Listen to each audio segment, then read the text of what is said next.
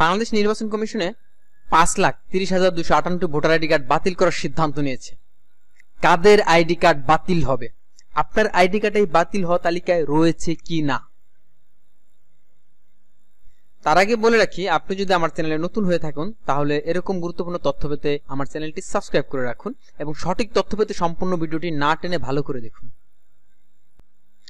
সর্বশেষ ভোটার তালিকা হালনাগাদ অনুযায়ী বাংলাদেশের মোট ভোটার সংখ্যা 12,18,50,160 জন। এদের মধ্যে পুরুষ ভোটার 6,44,587 জন, নারী ভোটার 5,97,04,641 জন এবং তৃতীয় লিঙ্গের ভোটার সংখ্যা 932 জন। কিন্তু সমস্যার বিষয় হচ্ছে এই ভোটারদের মধ্যে 5,30,000-এর বেশি ভোটার দুইটি করে ভোটার আইডি কার্ড রয়েছে, যাকে আমরা দ্বৈত ভোটার বলি। একজন নাগরিকের একটিমাত্র আইডি কার্ড থাকবে, একের অধিক ভোটার হওয়া দণ্ডনীয় অপরাধ।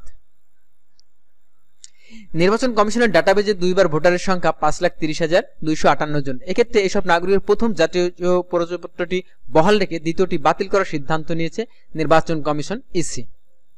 বৃহস্পতিবার 26 সেপ্টেম্বর জাতীয় পরিচয় নিবন্ধন অনুবিভাগের মহাপরিচালক মোহাম্মদ মাহাব আলম তালুকদার স্বাক্ষরিত জাতীয় পরিচয়পত্র সংশোধনের আবেদন নিষ্পত্তিকরণ ও নতুন ভোটার নিবন্ধন সংক্রান্ত সেবা নিশ্চিতকরণ সংক্রান্ত সবার কার্যবিবরণী থেকে এমন তথ্য জানা যায়।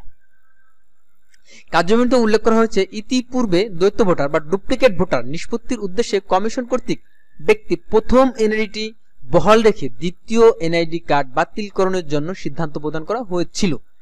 পরবর্তীতে উপজেলা পর্যায়ে কমিটি গঠনের সুপারিশ অনুসারে নির্বাচন কমিশনের অনুমোদন করবে দ্বৈত ভোটারের আবেদনসমূহ নিষ্পন্ন করা হয়। এতে আরো বলা হয়েছে, জাতীয় পরিচয়পত্র ও নিবন্ধন অনুবিভাগ হতে টিম গঠনের মাধ্যমে প্রথম ভোটার বহাল রেখে দ্বিতীয় ভোটার বাতিল করার ব্যবস্থা গ্রহণ করতে হবে। ব্যতিক্রম ক্ষেত্রে আবেদনের ভিত্তিতে নথিতে উপস্থাপন করে নিষ্পত্তি করতে হবে। ভোটার তালিকা আইন অনুযায়ী প্রতি বছর 2রা জানুয়ারি খসড়া ভোটার তালিকা প্রকাশ করে নির্বাচন কমিশন। প্রিয় ভিউয়ার, দ্বৈত ভোটার সম্পর্কিত কোনো বিষয় জানার থাকলে জানাতে পারেন কমেন্টে। প্রিয় ভিউয়ার, ভিডিওটি ভালো লাগলে লাইক, কমেন্ট ও শেয়ার করতে ভুলবেন না। আজ এখানে শেষ করছি। সকলকে ধন্যবাদ।